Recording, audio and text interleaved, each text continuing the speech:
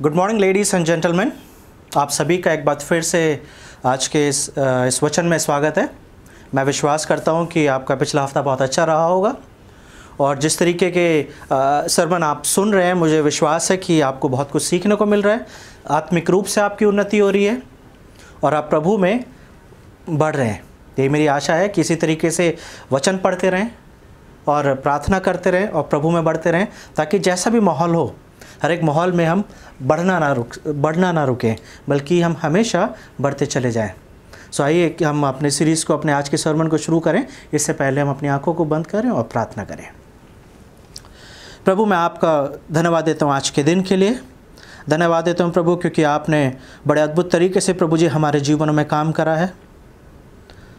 हमें हर एक परेशानी से, दिक्कतों से बचा के प्रभु जी एक नया दिन आज के दिन में हमें दिया है प्रभु जी, ताकि आज के दिन हम जब अपने दिन को शुरू करते हैं, आपके वचनों को सुनते हैं प्रभु, तो हम आप में और बढ़ सकें। प्रभु अपने वचन के द्वारा हमसे बातचीत करें, ताकि प्रभु हमारे जीवनों से लगातार आपको महिमा मिलती रहे। यीशु मसीह के नाम से इस प्रार्थना को मांगते हैं, आमीन। सबसे पहले मैं आप सभी का धन्यवाद देता हूँ आपकी प्रार्थनाओं का, कि पिछले हफ्ते मेरी तबीयत ठीक नहीं रही, लेकिन आप सब ने लगातार प्रार्थना करी, जिसका रिज़ल्ट ये है कि आज मैं सुरक्षित हूँ, आपके सामने खड़ा हुआ हूँ और आप परमेश्वर के वचन को आपके सामने दे सकता हूँ। So thank you very much for praying. तो जैसा कि आप जानते हैं कि हम लोग एक सीरीज़ को कर रहे हैं और ऑलमोस्ट 2 महीने हो गए हैं सीरीज़ को करते हुए, और आप जानते हैं सीरीज़ का टाइटल जो है वो है फ्रूट ऑफ द स्पिरिट, यानी कि आत्मा का फल। इसको समझने के लिए हमने ये भी बोला था, फ्रूट ऑफ द स्पिरिट का मतलब है कि marks of the spiritual maturity, आत्मिक परिपक्वता का चिन्ह। या एक व्यक्ति जब वो आत्मिक रूप से बढ़ रहा होता है तो उसके अंदर ये बातें पाई जाती हैं। कौन कौन सी वो बातें हैं? उसके अंदर प्रेम होगा, आनंद होगा, शांति होगा, धीरज होगा, कृपा होगा, भलाई होगी, विश्वास होगा, और आज हम नम्रता को देखेंगे, यानी कि जेंटलनेस। ये बातें अगर किसी व्यक्ति के जीवन में पाई जाती हैं तो ये इस बात का सबूत है कि वो व्यक्ति उद्धार पाया हुआ व्यक्ति है। ये बातें इस बात का चिन्ह है कि अगर किसी व्यक्ति के अंदर ये बातें हैं तो वो व्यक्ति प्रभु के साथ एक अच्छे और एक हेल्दी रिलेशनशिप में है। और जैसा कि हमने सबसे पहले सरमन में, यानी कि इंट्रोडक्शन में हमने बातचीत करी थी कि फ्रूट एकदम से नहीं आता है, फ्रूट टेक्स टाइम। अगर हम इसको किसी एक किसान की या एक मालिक की अगर भाषा में बात करें, या किसी ऐसे व्यक्ति की भाषा में बात करें जो फार्मिंग करते हैं, जो फसलों को उगाते हैं, तो आप भी इस बात को जानते हैं कि जब बीज बोया जाता है तो बीज बोने के तुरंत बाद इमीडिएटली रिजल्ट नहीं आता है। It takes time and it takes many days, weeks, even months. तो अगर आप अपने जीवनों का अवलोकन कर रहे हैं, if you are examining your heart, if you are examining your life, और कहीं ना कहीं ऐसा लगता है that you lack somewhere in one of these things, maybe you are good in love but you are not good in patience. या हो सकता है कि आप आनंद में अच्छे हैं लेकिन शांति में अच्छे नहीं हैं। डोंट वरी, बाइबल हमें स्पष्ट रूप से इस बात को बताती है कि परमेश्वर जिसने हमारे जीवनों में अच्छा काम शुरू करा है वो ही हमें अंत तक पहुंचाएगा भी। So there is a God that who has started working in your life and in my life. कब परमेश्वर ने आपके और मेरे जीवन में काम करना शुरू करा है? उस दिन जिस दिन प्रभु यीशु मसीह ने हमें अपना बेटा और बेटी बनने का अवसर दिया है। द डे ही चोज अस, जिस दिन उसने हमें अपना बेटा और बेटी होने के लिए बुला लिया, उस दिन से परमेश्वर ने हमारे जीवनों में काम करना शुरू करा है। And from that day God sent Holy Spirit in us. Yeshu Masih ने बोला कि मैं तुम्हें कभी भी असहाय नहीं छोड़ूंगा, और जब प्रभु यीशु मसीह गए तो हमें क्या दिया? पवित्र आत्मा दिया, जैसा कि उन्होंने वायदा करा था। और पिछले सरमन में हम ये देख रहे थे that God is a faithful God. God's faithfulness is surrounds him। परमेश्वर की जो विश्वास योग्यता है वो हमेशा उसे घेरे रहती है। परमेश्वर के वायदे कभी भी फेल नहीं होते हैं। और जैसा प्रभु यीशु मसीह ने बोला था कि मैं तुम्हारे पास एक मददगार भेजूंगा, आज आपके और मेरे जीवन में वो मददगार है, जिसका नाम है पवित्र आत्मा। वो बाहर से काम नहीं कर रहा है हमारे जीवन में, वो पवित्र आत्मा अंदर से हमारे जीवन में काम कर रहा है। और पवित्र आत्मा उस स्वभाव को हमें देता है के द्वारा हम वैसे बन सके जैसा हमें बनने की ज़रूरत है। तो कैसा बनने की ज़रूरत है? नया नियम हमें स्पष्ट रूप से बताता है कि हमें प्रभु यीशु मसीह जैसा बनना है। We have to become like Jesus। और प्रभु यीशु मसीह की तरह बनने के लिए ये एक दिन का प्रोसेस नहीं है, ये एक महीने का या एक साल का प्रोसेस नहीं है कि हम बाइबल पढ़ना शुरू करें और प्रार्थना करना शुरू करें, फास्टिंग करें और बहुत कुछ जो बाइबल में लिखा है हम करें और एक साल में हम प्रभु यीशु मसीह जैसे बन जाएंगे। No, it is not like that. It's a life long process. पूरे जीवन काल में पवित्र आत्मा हमारे ऊपर काम कर रहा है।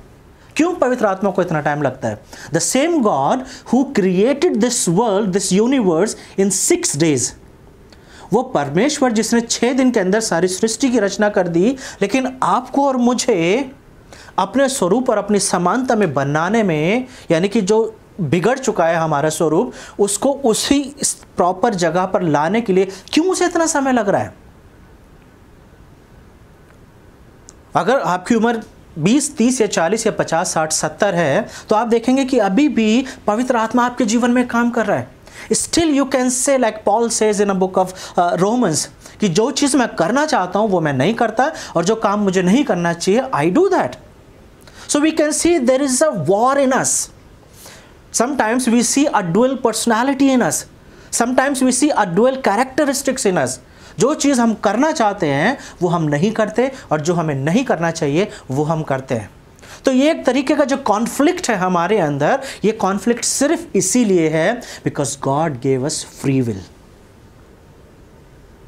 और ये जो फ्री विल है यानी कि स्व इच्छा, यानी कि हम अपनी मर्जी से बहुत सारी चीज़ों को रिजेक्ट करते हैं और बहुत सारी चीज़ों को हम एक्सेप्ट करते हैं। This is our desire. हमें पवित्र आत्मा अगर हमारे जीवन में है, लेकिन पवित्र आत्मा हमें हाथ पकड़ के नहीं रोक रहा है।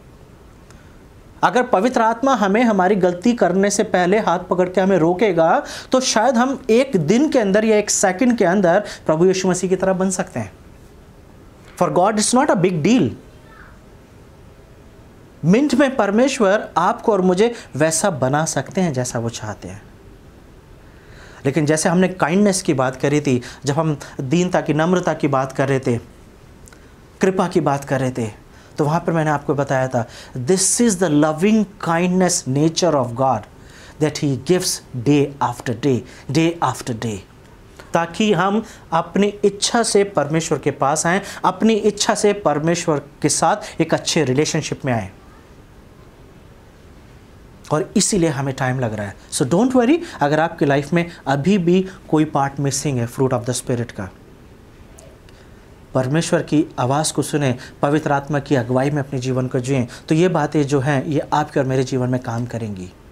तो आज जैसे कि हम जेंटलनेस की बात करें, यानी कि जेंटल की, तो इसके बारे में और क्या क्या है, बाइबल में क्या क्या बता रही है। सबसे पहले जेंटलनेस को मीकनेस भी बोलते हैं या ह्यूमिलिटी भी बोलते हैं। इसको हिंदी में नम्रता या कोमलता बोल सकते हैं, ग्रीक में से प्राउड्स बोलते हैं। लेकिन ये नम्रता है क्या? हाउ वी अंडरस्टैंड जेंटलनेस, या जेंटल होने की आवश्यकता क्यों है? क्या आपने अपने जीवन में कभी इस बात का अनुभव करा है कि आप जेंटल हैं? हैव यू एवर नोटिस, या आपने कभी जेंटल बनने की कोशिश करी है? मैं आपको बताऊं, जब मैं सर्मन तैयार कर रहा था तब मैंने नोटिस करा कि कहाँ कहाँ मुझे कुछ ऐसे इंसिडेंट्स याद हैं जहाँ पे मैंने जेंटल बनने की कोशिश करी है। कई जगहों पे कई बार ये हमारे सिस्टम में होता है कि हम जेंटल होते हैं बहुत सारी चीज़ों में, लेकिन कई बार हम कोशिश करते हैं। मुझे अभी तक याद है कि जब मेरा पहला बेटा पैदा हुआ था और मैं हॉस्पिटल गया था, और जब मैंने पहली बार अपने बेटे को अपने हाथ में उठाया था, अपनी गोद में उठाया था, तो मुझे पता था कि मेरे हाथ स्ट्रॉन्ग हैं, मुझे पता है मेरे हाथ शायद रफ़ है। और एक बेबी जो पैदा होता है उसकी स्किन बहुत सॉफ्ट होती है, वो बहुत सॉफ्ट होता है। मतलब कि मुझे याद है कि जब मैं उसे गोद में ले रहा था तो मैं एक्स्ट्रा कॉशियस था, मतलब मैं बहुत ही ज़्यादा ध्यान रख रहा था कि मुझे बहुत जेंटली, बहुत ही ध्यान से उसे अपनी गोदी में उठाना है, कहीं उसका हाथ ना मुड़ जाए, कहीं उसका पैर में उसको कुछ ना हो जाए। आपने नोटिस करा है? अगर आप माँ बाप बने हैं तो आपको याद होगा कि जब आपने पहली बार अपने बेबी को आपने अपनी गोद में लिया था, हो सकता है आप बहुत हेल्दी हैं, हो सकता है you are a strong man, लेकिन जब आप अपने बेबी को गोद में उठाते हैं तो आप बहुत ध्यान रखते हैं कि किसी भी तरीके से the baby should not hurt. This is called gentleness. जब हम हॉस्पिटल में जाते हैं, पिछली बार भी मैं डॉक्टर का एग्जाम्पल दे रहा था और पता नहीं क्यों इस बार भी ये डॉक्टर का एग्जाम्पल दिमाग में आ गया। हो सकता है क्योंकि कोरोना वायरस का टाइम है और दो चीज़ें ज़्यादा दिमाग में चल रही है, या तो कोरोना वायरस इन्फेक्शन या फिर हॉस्पिटल। ये दो ही बातें आजकल लोगों के कॉन्टेक्स्ट में अक्सर रहती हैं। तो डॉक्टर जब किसी का ट्रीटमेंट करता है और जब सर्जरी कर रहा है तो वो ऐसे ही नहीं लेता कि उसने कोई नाइफ लिया और आराम से काटा और ठीक करा और सिल दिया, ऐसा नहीं होता है।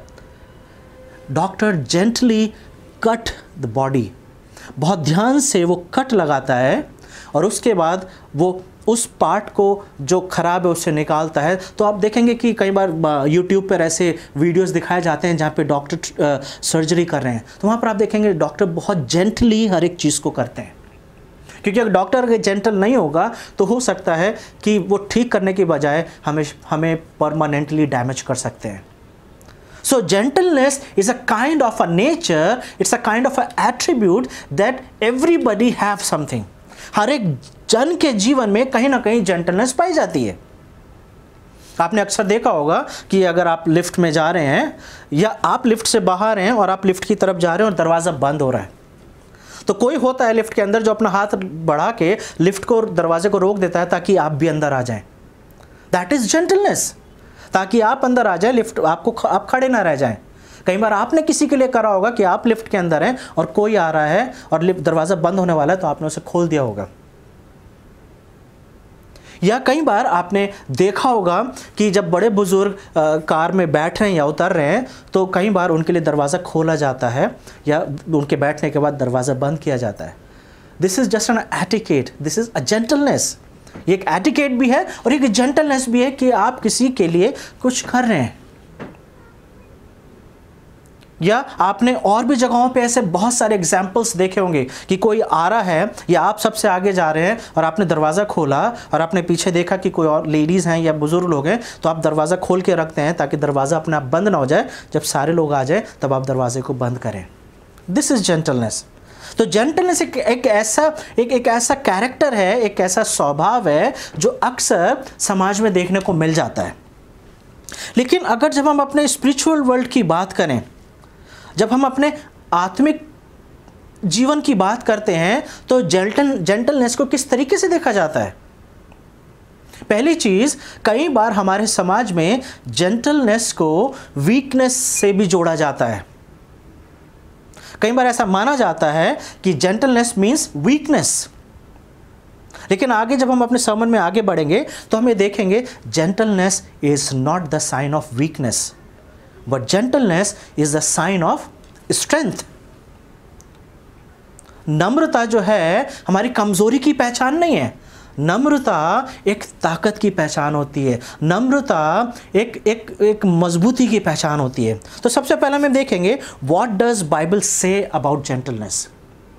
बाइबल नम्रता के बारे में या कोमलता के बारे में क्या बोलती है? आपने कई बार बहुत सारी जगहों पे इसे पढ़ा होगा, सुना होगा, लेकिन आज हम मिलकर सीखेंगे। कुछ वर्सेस ऐसी हैं जिसे आपको बहुत अच्छे से पता है, लेकिन फिर भी पहले कुछ वर्सेस को देखेंगे जहाँ पर हम ये देखेंगे कि बाइबल हमें नम्रता के बारे में क्या बताती है।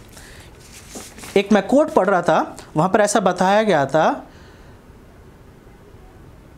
that all Christians who are truly godly and are really disciples of Jesus Christ have a gentle spirit in them। यानी कि हर एक वो जन जो अपने आप को प्रभु यीशु मसीह का कहलाता है, ध्यान से सुन लीजिए, हर एक वो जन जो अपने आप को प्रभु यीशु मसीह का कहलाता है या बॉर्न अगेन बिलीवर कहलाता है या उद्धार पाया हुआ व्यक्ति कहलाता है, उसके जीवन में जेंटलनेस होना ज़रूरी है। Gentleness is the sign of a Christian faith। नम्रता या कोमलता जो है एक मसीह जीवन का प्रतीक है, और उसी को हम देखेंगे कि बाइबल में कहाँ इसके बारे में पहले देखने को मिल रहा है। सबसे पहले उसकी बात करेंगे। God want us teach and correct with gentleness। परमेश्वर चाहते हैं कि अगर हम किसी को सुधारें या किसी को किसी को समझाएं तो नम्रता के साथ सिखाएं। आपको याद होगा कि मैंने पहले भी बोला था और हमारे समाज में अक्सर सुनने को मिलता है कि सच तो कड़वा होता है। सुना ना आपने? ये सच कड़वा नहीं होता है। सच कड़वा तब हो जाता है कि जब सच को बोलते वक्त जेंटलनेस यानी कि कोमलता या नम्रता जो है वो गायब हो जाती है। सच को जब हम कड़वे तरीके से प्रेजेंट करते हैं या सच को हम इस तरीके से प्रेजेंट करते हैं जिससे रिजल्ट कुछ नहीं आता, तब सच जो है बिटर बन जाता है। लेकिन जैसे कि तीमुथियुस को पौलुस जब लिख रहा है दूसरे तीमुथियुस को, तो उसकी 24वीं आयत में क्या लिख रहा है? God's people must not be quarrelsome, they must be gentle, patient, teachers of those who are wrong. यानी कि प्रभु के दास को झगड़ालू ना होना चाहिए, पर सब के साथ कोमल यानी कि जेंटल और शिक्षा में निपुण और सहनशील होना चाहिए। किसकी बात की जा रही है? टीचर्स की बात की जा रही है या सिर्फ पास्टर्स की बात की जा रही है? इंग्लिश में लिखा हुआ है God's people must not be quarrelsome. God's people यानी कि प्रभु यीशु मसीह के जो लोग हैं। कौन है प्रभु यीशु मसीह के लोग? आप और मैं। हर एक जन पास्टर नहीं होता है, हर एक जन टीचर नहीं होता है, लेकिन हर एक जन से ये डिमांड की जाती है कि अगर आप अपने आप को प्रभु यीशु मसीह का कहते हैं तो आपको ये बातें आपके जीवन में होनी चाहिए कि आप कोमल यानी कि जेंटल और सहनशील, पेशेंस आपके जीवन में होना चाहिए। तो एक चीज तय है कि gentleness is a requirement for Christian faith. अगर हम प्रभु यीशु मसीह में हैं, अगर हम क्रिश्चियन बोलते हैं, तो gentleness should be the sign and the attribute of my life. 2 Peter 3:15 1 Peter 3:15 जहां पे ऐसे लिखा है, but in your hearts revere Christ as Lord, always be prepared to give an answer to everyone who ask you to give the reason for the hope that you have, but do this with gentleness and respect. पर मसीह को प्रभु जानकर अपने अपने मन में पवित्र समझो, और जो कोई तुमसे तुम्हारी आशा के विषय में कुछ पूछे तो उसे उत्तर देने के लिए सर्वदा तैयार रहो। लेकिन आगे जो मेन पॉइंट है, पर नम्रता और भय के साथ। Always be ready to give answer, but how to give answer? With gentleness and respect, कोमलता के साथ और भय के साथ। दूसरे का रिस्पेक्ट करते हुए हमें क्या करना है? हमें आंसर देना है। सिर्फ आंसर देना काफ़ी नहीं होता है। So where we can see that gentleness is required from every believer. कुछ और वर्सेस को देखेंगे, जैसे कि याकूब उसका 3:17। पिछली बार याकूब 3:16 देख रहे थे, आज याकूब 3:17 देख रहे हैं।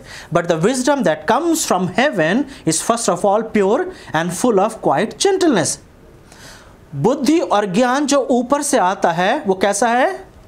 मिलनसार और कोमल, अमृत भाव और दया और अच्छे फलों से लदा हुआ है। कौन से वाले ज्ञान की बात कर रहे हैं?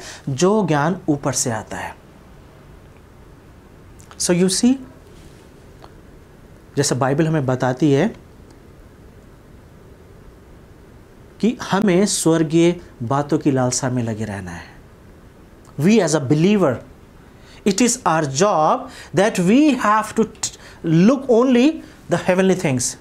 We have to look only for the heavenly things. क्योंकि ज्ञान भी हमारा जो है वो डिवाइन हो सकता है। हमारा ज्ञान जो है वो ऊपर से आता है, और जब हमारा ज्ञान ऊपर से आता है तो उसकी सबसे पहली क्वालिटी ये होती है, वो होता है जेंटलनेस। आप ट्रेन में सफ़र करते हैं, आप बस में सफ़र करते हैं, आजकल आपने देखा होगा कि ट्रेन में लिखा हुआ है रिजर्व्ड फॉर लेडीज़ या रिजर्व्ड फॉर ओल्ड। क्यों ऐसा लिखने की ज़रूरत है? क्यों लिखा जा रहा है? क्या लोगों को नहीं पता है कि बुज़ुर्गों को सीट देनी चाहिए अगर वो खड़े हुए हैं और आप बैठे हुए हैं? क्यों ऐसा लिखा गया है? मुझे ऐसा लगता है कि कहीं ना कहीं समाज में से जेंटलनेस जो है वो सिर्फ कुछ प्रोफेशंस के साथ ही जुड़ी रह गई है। Only in medical field we can see that we experience gentleness. कि जब किसी को चोट लगती है हम डॉक्टर के पास जाते हैं तो डॉक्टर बहुत रफ तरीके से हमें हाथ नहीं पकड़ रहे या जिस जगह पर चोट लगी उसे नहीं पकड़ रहे। Doctor gently touches the patient. लेकिन उसके अलावा अगर हम बात करें तो शायद जेंटलनेस या कोमलता या नम्रता जो है हमारे समाज से शायद लुप्त हो गई है। इसलिए ये लिखना पड़ रहा है कि these seats are reserved for ladies और may be for old people. क्योंकि मुझे याद है जब हम छोटे थे तो हमें सिखाया गया था कि अगर आप बैठे हुए और कोई बड़ा आपके सामने खड़ा हुआ है, offer your seat to them. लेकिन आज ये बातें बार बार रिमाइंड कराई जाती हैं। क्यों रिमाइंड कराई जाती है? क्योंकि शायद जेंटलनेस जो है आज वो हमारे जीवनों का हिस्सा नहीं है। And what is opposite of gentleness? It's a anger, it's a arrogance. हम जो हैं अपने अधिकारों के साथ जीते हैं। We live by our rights. Colossians 3 के बारे में लिखा हुआ है, Therefore as God's chosen people, holy and dearly loved, clothe yourself with compassion, kindness, humility, gentleness and patience। देख रहे हैं आत्मा के फल को पौलुस कैसे कोलोसियों को लिख रहा है। इसलिए प्रभु के चुने हुओं की नाई जो पवित्र और प्रिय है। किसकी नाई? जो प्रभु के चुने हुए हैं। तो जो प्रभु के चुने हुए हैं उनकी क्या क्या रिक्वायरमेंट है? बड़ी करुणा, भलाई, दीनता और नम्रता और सहनशीलता धारण करो। तो पौल कोलोसे को यह बता रहा है कि आम लोगों को प्रभु के लोगों की तरह बनने की जरूरत है। तो पौलुस बता रहा है कि प्रभु के लोगों की क्या पहचान होती है? उनके अंदर करुणा होती है, उनके अंदर भलाई होती है, उनके अंदर दीनता होती है, उनके अंदर नम्रता होती है, उनके अंदर सहनशीलता होती है। Compassion, kindness, humility, gentleness and patience. तो आप इस चीज देख रहे हैं कि बार बार जब हम इस तरीके की आयतों को देख रहे हैं तो एक चीज बिल्कुल क्लियर है कि gentleness is required. This is the qualification of a believer. अगर हम अपने आप को बिलीवर बोलते हैं या बिलीवर बनना चाहते हैं तो ये क्वालिफिकेशन आपके और मेरे जीवन में होनी चाहिए। डेफिनेटली ये क्वालिटी परमेश्वर ही क्रिएट करते हैं हमारे अंदर। लेकिन जैसे कि पौलुस बोल रहा है, if you lived by the spirit you also walk by the spirit. God is doing his part in our life. God is working in our life. But at the same time, we have to work with the Holy Spirit. हमें अपने जीवन में पवित्र आत्मा के साथ मिलकर काम करने की जरूरत है। This is like a joint venture. Holy Spirit and I work in my life. पवित्र आत्मा मेरे जीवन में काम कर रहा है, लेकिन मुझे भी पवित्र आत्मा की गाइडेंस में, पवित्र आत्मा के गाइडेंस में मुझे अपने जीवन में काम करने की ज़रूरत है ताकि मैं हर एक वो चीज़ करूं जो पवित्र आत्मा मुझे करने के लिए सिखाता है या मुझे बताता है। इफिशियंस 4:32 में लिखा हुआ है, एक दूसरे पर कृपा और करुणा हो, और जैसे मसीह ने और जैसे परमेश्वर ने मसीह में तुम्हारे अपराध क्षमा किए वैसे तुम भी एक दूसरे के अपराध क्षमा करो। इंग्लिश में लिखा हुआ है, be gentle and compassionate to one another. एक दूसरे पर कृपा और करुणा हो। किससे बोल रहे हैं पॉल? किसको बोल रहा है? विश्वासी लोगों से बोल रहे हैं। Paul is talking to the believers that be gentle। ईमानदारी से बताइए कि ये नम्रता और करुणा आपके जीवन में पाई जाती है क्या, जैसा बाइबल हमें सिखा रहा है? नम्रता और करुणा को हम सिर्फ वैसे ही ना देखें जैसा कि हमें बड़े क्वाइटली बात करना है या हमें बड़े सॉफ्ट तरीके से लोगों को हैंडल करना है। क्योंकि आगे हम देखेंगे, मैं एक जगह आपको बताता हूँ जहाँ पे बताया जाता है कि जेंटलनेस जो है कई बार वो स्ट्रांग भी है। जेंटलनेस में कई बार करेक्शन भी है, और उस करेक्शन के समय में हमसे डिमांड की जा रही है कि जब हम किसी को करेक्ट करें तो हमें ध्यान देना है कि कई बार हम जेंटलनेस इज़ वेरी स्ट्रांग। कई बार वो जो है लोगों को गुस्से से सिखाने के लिए भी बोला जा रहा है। जेंटलनेस सिर्फ सॉफ्ट स्पोकन लोगों के लिए नहीं बोला जाता है। जैसे पौलुस गलातियों उसके 6 को देखें, अभी हम 5 तक देख रहे थे जहाँ पे हम आत्मा के फल की बात कर रहे हैं। लेकिन अगर गलातियों उसका 6 देखें और उसकी पहली आयत को लेके जहाँ पे ऐसा लिखा हुआ है, हे भाइयों, यदि कोई मनुष्य किसी अपराध में पकड़ा भी जाए तो तुम जो आत्मिक हो नम्रता के साथ ऐसे को संभालो, और अपनी भी चौकसी रखो कि तुम भी परीक्षा में ना पड़ो। तो यहाँ पर एक चीज़ बताई जा रही है कि एज अ बिलीवर अगर आप किसी को गलत करते हुए देखते हो तो जेंटल का मतलब ये नहीं है कि आप उसे प्यार से हर एक चीज़ समझाओ। Gentleness means sometimes you have to rebuke. हो सकता है कि आपको डांट लगानी पड़ेगी, हो सकता है कि आपको स्ट्रांगली बोलना होगा। Gentleness is not always speaking softly and with low voice.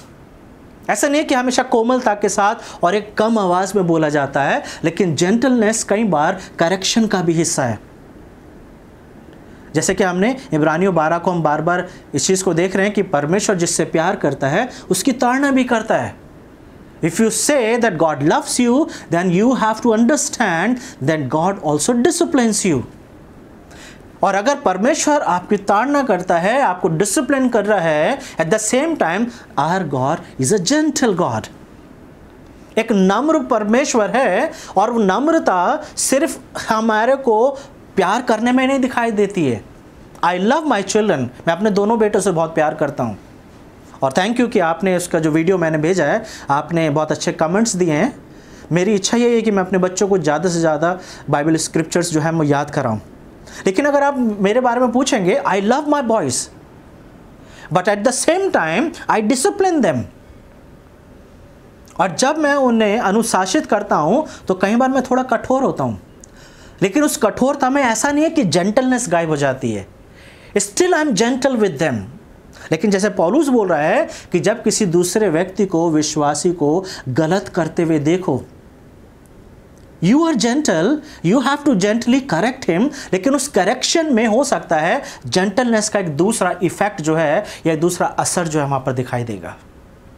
और उसी चीज़ की बात पौलुस यहाँ पे कर रहा है। लेकिन अगर हम ये देखें कि वेयर वी सी जेंटलनेस, कहाँ से परमेश्वर के अंदर हमें जेंटलनेस देखते हैं, क्यों पवित्र आत्मा हमें ये जेंटलनेस सिखाता है, क्यों जेंटलनेस जो है या नम्रता या कोमलता हमसे एक्सपेक्ट की जाती है कि हमारे जीवन का हिस्सा हो। सबसे पहले अगर हम यशाया, आप मेरे साथ निकाल सकते हैं, यशाया बुक ऑफ आइजाया चैप्टर 42 उसका 42वां अध्याय और उसकी पहली 3 आयतें। वहाँ पे इस प्रकार से लिखा हुआ है, मेरे दास को देखो जिसे मैं संभाले हूँ, मेरे चुने हुए को जिससे मेरा जी प्रसन्न है। मैंने उस पर अपना आत्मा रखा है, वो अन्य जातियों के लिए न्याय प्रकट करेगा। ना वो चिल्लाएगा और ना ऊंचे शब्द से बोलेगा, ना सड़क में अपनी वाणी सुनाएगा। कुचले हुए नरकट को वो ना तोड़ेगा और ना टिमटिमाती बत्ती को बुझाएगा। वो सच्चाई से न्याय चुकाएगा। यशाया किसकी बात कर रही है? Chapter 42 it's a prophecy for Jesus Christ. प्रभु यीशु मसीह के बारे में लिखा हुआ है यशाया 42 में कि जब प्रभु यीशु मसीह आएंगे, ये जेंटलनेस उनके जीवन का हिस्सा होगी। क्या जेंटलनेस जीवन का हिस्सा होगी? कि वो शोर नहीं मचाएगा, but gently he will do his ministry. तो अगर आप पूरे यशाया उसके 42 को पूरा देखेंगे तो वहाँ पर यीशु मसीह के स्वभाव की बात की जा रही है। यीशु मसीह की अर्थली मिनिस्ट्री के बारे में बात की जा रही है कि यीशु जो है किस तरीके से जेंटली अपने काम को करेंगे। लेकिन अगर हम मत्ती 11 के 29 को देखें, मैथ्यू चैप्टर 11 एंड वर्स 29, तो वहाँ पे यीशु मसीह खुद अपने शब्दों में बोल रहे हैं, मेरा जुआ अपने ऊपर उठा लो और मुझसे सीखो, क्योंकि मैं नम्र और मन में दीन हूँ और तुम अपने मन में विश्राम पाओगे। So what Jesus is saying that I am gentle and kind. अपने बारे में बोल रहे हैं that I am gentle and kind. तो एक चीज़ हम देख सकते हैं, ये जेंटलनेस जो है या नम्रता जो है या ये कोमलता जो है, ये परमेश्वर का एक एट्रीब्यूट है। और ये जो सारी हम जो 9 प्रकार की बातें कर रहे हैं, जहाँ पर we are talking about the love, joy, peace, patience, kindness, goodness, faithfulness, gentleness and self control, ये जो 9 प्रकार की बातें हैं, basically these are the attributes of God. ये परमेश्वर के वो स्वभाव है जिसे हम देख रहे हैं। God has many more attributes, परमेश्वर के और भी स्वभाव हैं, लेकिन पौलुस हमें ये बोल रहे हैं कि ये वो स्वभाव हैं जिसकी अपेक्षा हर एक विश्वासी को करना चाहिए। And at least every believer they should have at least these 9 characteristics. Yeshu बोल रहे हैं that I am kind, I am gentle. और पौलुस क्या बोल रहे हैं? Be imitator of Christ, Masih का अनुसरण करो। तो अगर मसीह का अनुसरण करना है, if you have to become like Jesus, then one thing we have to accept, that Jesus was kind, that Jesus was gentle. हम कहीं किसी के बारे में नहीं पढ़ते हैं कि किसी को कोई अरेस्ट करने आ रहा है और वो व्यक्ति सामने खड़े होकर इंतजार कर रहा है कि अभी तक आए नहीं, आ जाना चाहिए था। He is so kind that he is waiting for them. Gethsemane बाग में यीशु को पता है कि वो यहां पर आएंगे। He is not hiding himself, he is offering himself. This is the act of gentleness. जो पकड़ने आ रहे हैं, पतरस उसी में से किसी एक का कान काटता है और यीशु जो है उसी के कान को ठीक कर रहे हैं। This is the gentleness. क्यों? क्योंकि वहां पे तरस किसके ऊपर खाया जा रहा है? अपने दुश्मन के ऊपर, ऐसे व्यक्ति के ऊपर जो आपके साथ गलत करने आया है। सो नम्रता या कोमलता या gentleness we see first in Jesus. आज हमें जेंटलनेस को सीखने के लिए समाज को देखने की ज़रूरत नहीं है कि अगर कोई किसी के लिए दरवाज़ा खोल देता है या किसी के लिए लिफ्ट रोक देता है या किसी के कोई हेल्प कर देता है, yes that is gentleness and that is required for us. ये हमारे जीवन का हिस्सा होना चाहिए। जब हम अपने ऑफिस में काम कर रहे हैं, जब हम मार्केट में हैं, जब हम कहीं भी जा रहे हैं, definitely we have to gentle and gently we have to deal with others. लेकिन एक जेंटलनेस जो है, जो आत्मिक है, ये वो जेंटलनेस है जो ऊपर से आ रही है। और ये जेंटलनेस आपके और मेरे जीवन का हिस्सा होनी चाहिए। एक वर्ष और देखेंगे, जैसे पौलुस दूसरे कोरिन्थियों उसके 10:1 में, 1 कोरिन्थियंस चैप्टर 10 एंड वर्स 1, पौलुस ऐसे बोलता है, मैं वही पौलुस जो तुम्हारे सामने दीन हूं, परंतु पीठ पीछे तुम्हारी ओर साहस करता हूं, तुमको मसीह की नम्रता और कोमलता के कारण समझाता हूं। I teach you, I urge you. कैसे? With the gentleness of Jesus. Masih की नम्रता और कोमलता के कारण। तो वो किसका एग्जाम्पल दे रहा है? He is not saying that be a gentle like me. पौलुस ने बोला मेरी तरह नम्र बनो या मेरी तरह कोमल बनो। He is saying just be gentle like Jesus. आज हमारे सामने बहुत सारे एग्जाम्पल्स हैं। Best examples we can talk about mother Teresa.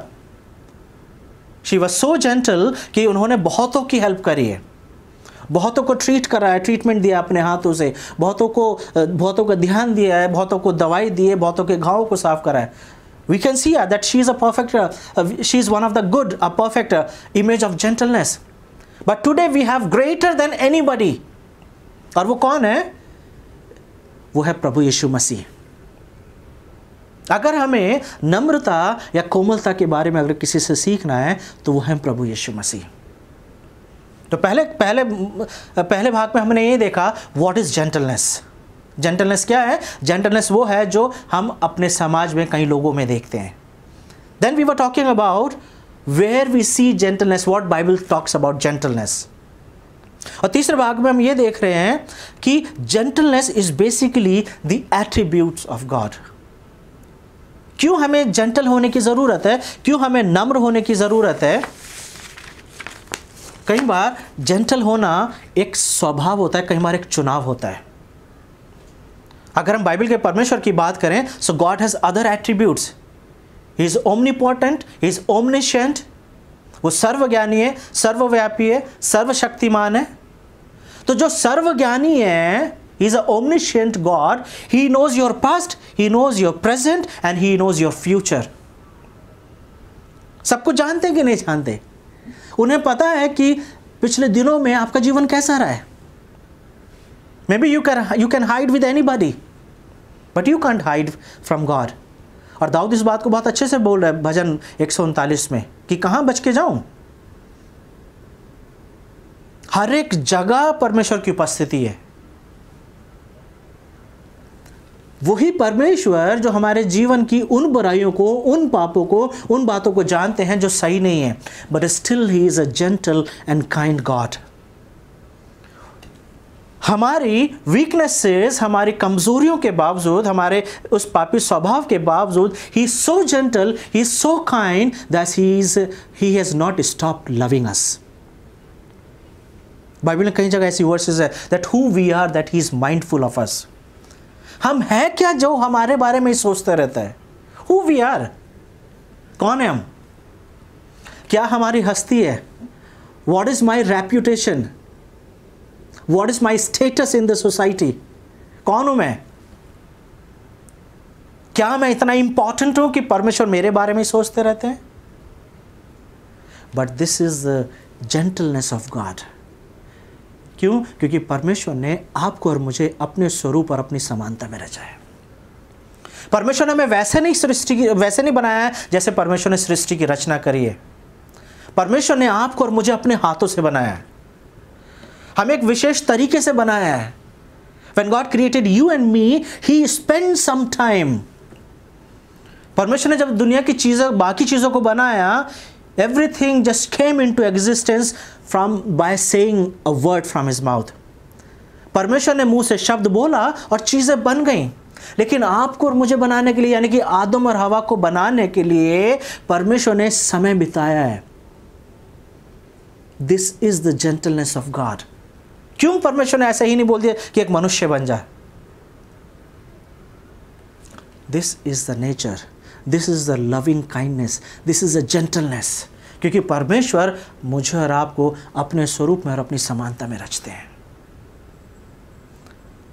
तो अगर परमेश्वर ने आपको और मुझे अपने स्वरूप और अपनी समानता में रचा है, तो अगर वो आपसे ये डिमांड करते हैं as a believer you should be gentleness, आपको क्या लगता है कि परमेश्वर ये गलत डिमांड कर रहे हैं आपसे और मुझसे?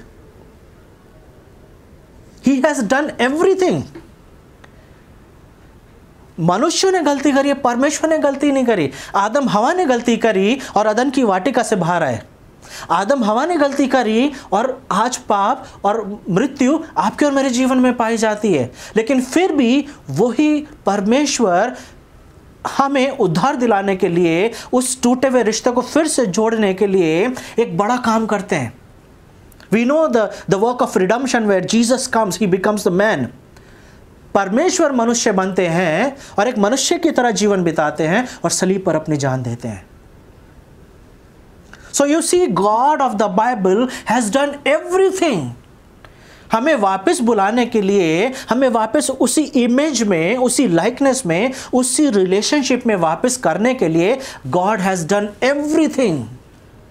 क्या चीज़ छोड़ी है बताइए? कोई ऐसी चीज़ है जब हम बोलें परमेश्वर से कि प्रभु आपने सारे काम कर दिए हैं लेकिन ये कुछ चीज़ें रह गई हैं? बोल सकते हैं क्या ऐसे? So if God is demanding from you and me that we have to be gentle, He is demanding because He has done everything for us। हर एक वो चीज़ जिसकी हमें आवश्यकता है, या जैसा हमें जीवन जीना है, या जैसे हमारी रिक्वायरमेंट है, God has done everything for us। और सब कुछ करने के बाद बाइबल ये बता रही है that if you call yourself the children of God, अगर आप अपने आप को परमेश्वर की संतान कहलाते हैं तो जेंटलनेस आपके जीवन का हिस्सा होना चाहिए। और अगर आप जेंटल नहीं हैं तो आपको ये सोचने की ज़रूरत है कि क्या पवित्र आत्मा आपके जीवन में काम कर रहा है। क्योंकि ऑपोजिट ऑफ जेंटलनेस जो है वो है एंगर या रात, या रात तो परमेश्वर के लिए बोल सकते हैं, या हम गुस्से को ही बोल सकते हैं कि अगर हम गुस्से वाले हैं, हम चिड़चिड़े हैं, हम ऐसे हैं कि बहुत जल्दी वी आर इम्पल्सिव, बहुत जल्दी गुस्सा आ जाता है, इरिटेट हो जाते हैं, तो हमें सोचने की ज़रूरत है कि क्या परमेश्वर का आत्मा मेरे जीवन में काम कर रहा है, और अगर कर रहा है तो क्या मैं उसकी आवाज़ को सुन रहा हूँ।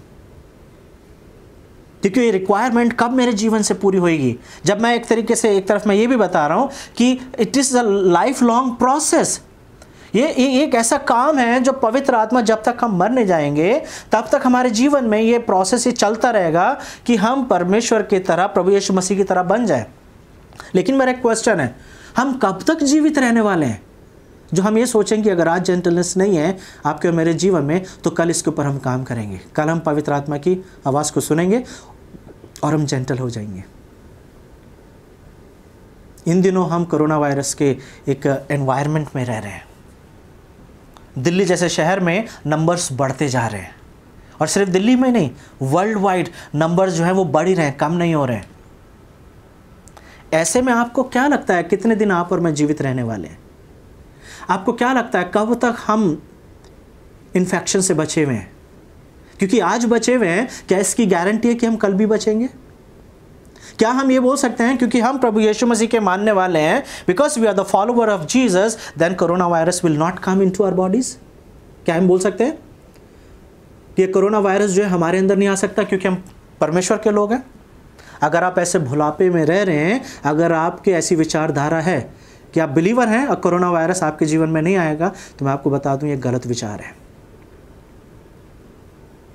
क्योंकि कोरोना वायरस किसी का पक्षपात नहीं करता है, वो आपके मेरे जीवन में आ जाएगा जब आना होगा।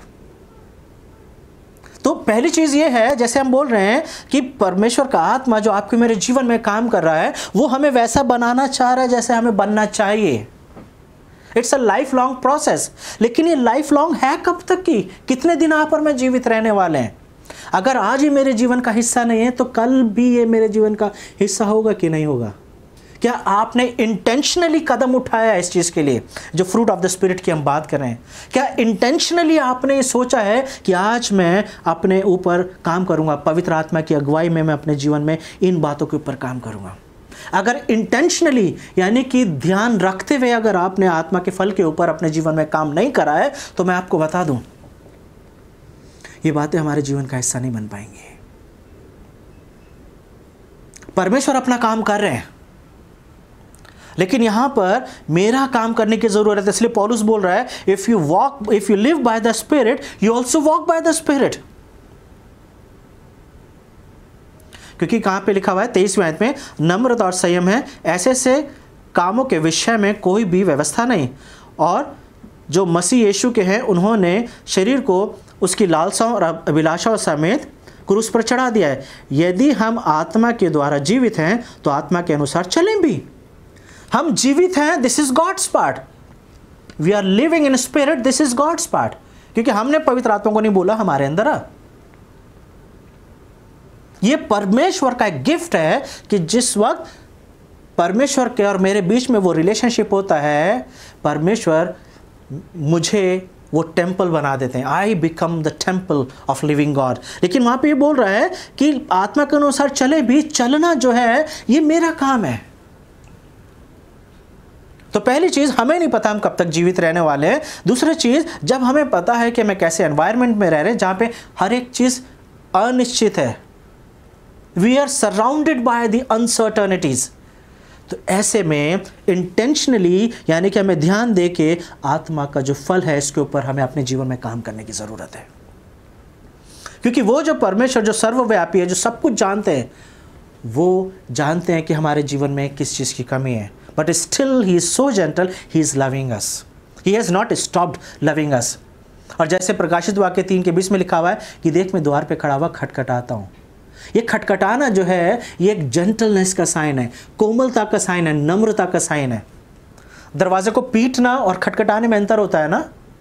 दरवाजे को जबरदस्ती ठोकना गुस्से में, लेकिन बाइबल क्या बता रही है? He is knocking at the door.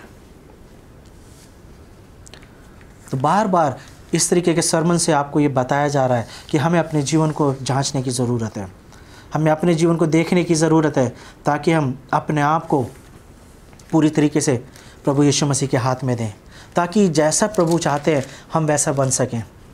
ये ना सोचें कि अभी हम कर लेंगे, क्योंकि कई बार हमारे को ऐसा ही लगता है कि आज नहीं तो कल कर लेंगे। पौलुस जब पहला थिस्सलुनीकियों को खत लिख रहा है तो उसकी 7वें आयत में वो क्या लिख रहा है?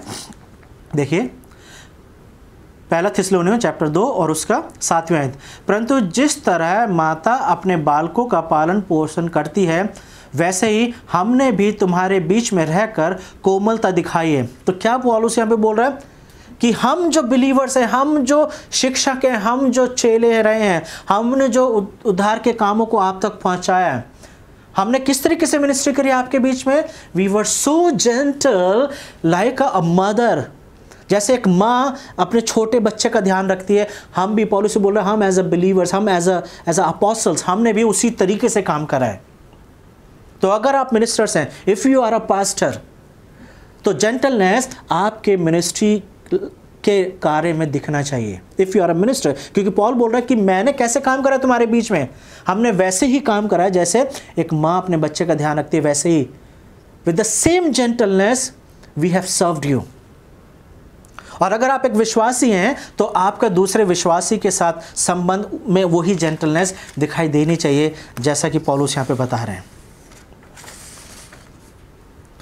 तो इन्हीं बातों के साथ मैं ख़त्म करूंगा, लेकिन एक चीज़ मैं बोलूँगा कि कैसे हम अपने आप को और जेंटल बना सकते हैं, how we can work in our life. अगर हमें अपने जीवन में कोमलता या नम्रता के ऊपर काम करना है तो कैसे करें। पहली चीज़, हमें अपने वर्ल्ड व्यू को हटाने की ज़रूरत है। वर्ल्ड व्यू मतलब जिस तरीके से मैं समाज को देखता हूँ, मुझे उस तरीके से ना देख के मुझे वैसे समाज को देखना है जैसा परमेश्वर देखते हैं। Because when I see the world, I see with my sinful eyes, with my sinful nature. वो जो पापी स्वभाव जो मेरे अंदर है, जब मैं उसी तरीके से समाज को देखता हूँ तो हो सकता है जेंटलनेस मेरे जीवन में ना दिखाई दे, वो कोमलता, वो नम्रता मेरे जीवन में ना दिखाई दे। लेकिन जब मैं परमेश्वर के वर्ल्ड व्यू को, क्योंकि जब परमेश्वर संसार को देखते हैं, जब प्रभु यीशु मसीह पृथ्वी पर थे तो उन्होंने अपनी जेंटलनेस जो है हर एक मनुष्य पर दिखाई है, उनकी कोमलता हमेशा देखी गई थी। और जब मैं मसीह के अनुसरण को करता हूँ, जब मैं मसीह के वर्ल्ड व्यू के अनुसार अपने जीवन को जीता हूँ, जैसे पौलुस बार बार बोल रहा है कि I am dead, I am no more alive, it is Christ who lives in me. और जैसे पौलुस बार बार बोलता है कि मैं अब मसीह के लिए हूँ, मेरा जीना और मरना दोनों बातों में मैं किस चीज़ के लिए हूँ, मसीह के लिए हूँ। तो उसी तरीके से जब पौलुस की तरह, प्रभु यीशु मसीह की तरह, क्योंकि ये वो हमारे सामने वो हीरोज हैं जिन्होंने उस जेंटलनेस को बखूबी रखा है। तो आइए आप और मैं भी इसके ऊपर काम करें ताकि मसीह के अनुसरण की तरह हम वैसे बनते चले जाएं। वो जो जेंटलनेस है वो आपके मेरे जीवन में आ जाए, क्योंकि आज समाज को इस कोमलता की ज़रूरत है और शायद पूरा संसार आज विश्वासियों की तरफ देखता है ताकि वो नम्रता, वो कोमलता आपके और मेरे जीवन में दिख जाए। कई बार इसका नुकसान हमें उठाना पड़ सकता है, हो सकता है हमें हमारा नुकसान हो कोमलता दिखाने के लिए, लेकिन ये एक प्राइस है जो हमें पे करना पड़ेगा। तो मैं चाहता हूँ कि हम अपने जीवनों को जांचें और please intentionally work in your life. अपने जीवन में जानबूझकर ऐसे समय निकालें ताकि आप अपने जीवन में ये जो आत्मा का फल है इसके ऊपर काम करें। अपने आप को देखें, नंबर दें कि अगर आपको प्रेम का नंबर देना है 1 से लेकर 10 तक, तो कितना आपके जीवन में प्रेम पाया जाता है।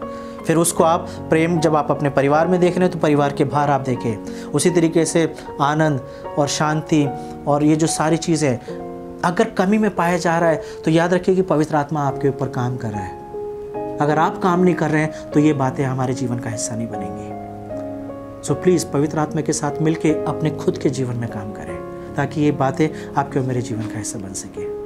आइए हम प्रार्थना करें। प्रभु, मैं धन्यवाद देता हूँ आज के वचन के लिए।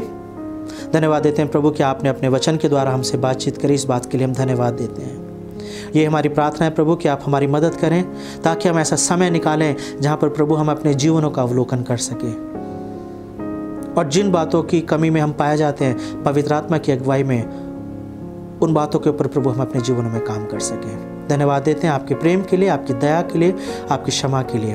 प्रभु आपने हमें अब तक संभाला है, आगे भी प्रभु हम अपने आप को आपके हाथ में देते हैं और यही प्रार्थना करते हैं कि प्रभु जब तक हम जीवित हैं आप हमारी मदद करें ताकि हम आपकी महिमा करते रहें।